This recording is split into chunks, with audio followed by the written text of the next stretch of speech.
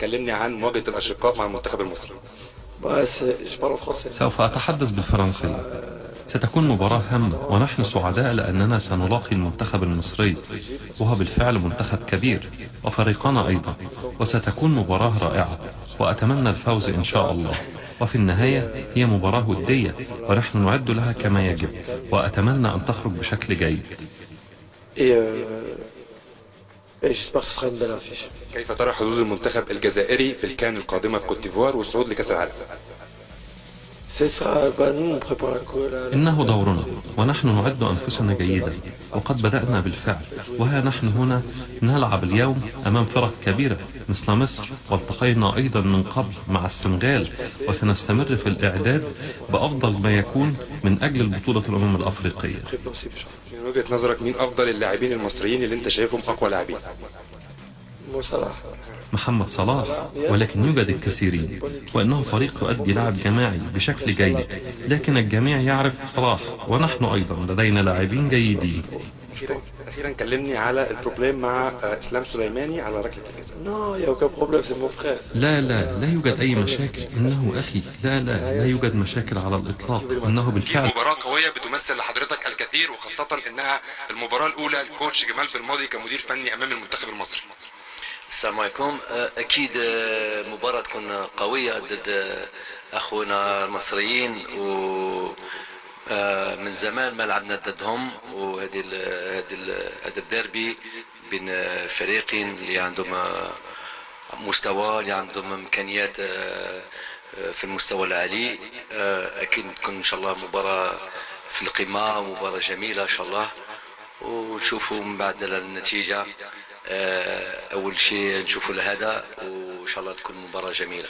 بالطبع نكون تصفيات صعيبة وقوية، خاصة احنا في اخر كاس افريقيا ما هزمنا وما كناش في المستوى صراحة.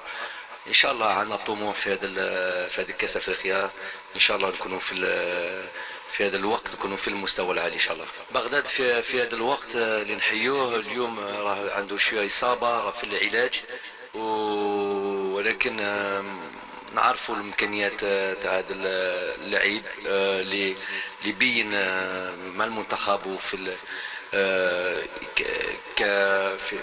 في لاعب المستوى العالي، يقدر يسجل جول في اي وقت، وحتى النهايه، حتى اخر وقت ان شاء الله. نتبع اللاعبين على كل حال، نتبعهم بكل، ونشوفوا ان شاء الله يكون موجود في هذا الكاس افريقيا ان شاء الله.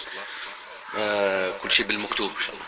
اكيد كانت مباراه وديه، ولكن مباراه في ضد افضل بطل افريقيا 2021.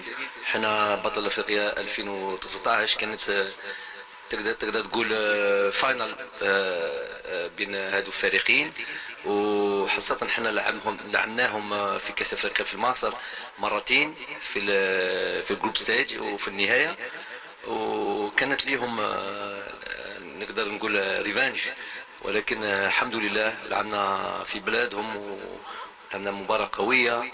نفس هذه المباراة ضد مصر نعرفوا يكون ان شاء الله مباراة قوية، واحنا نحتاج هذه المباراة وهذا المستوى.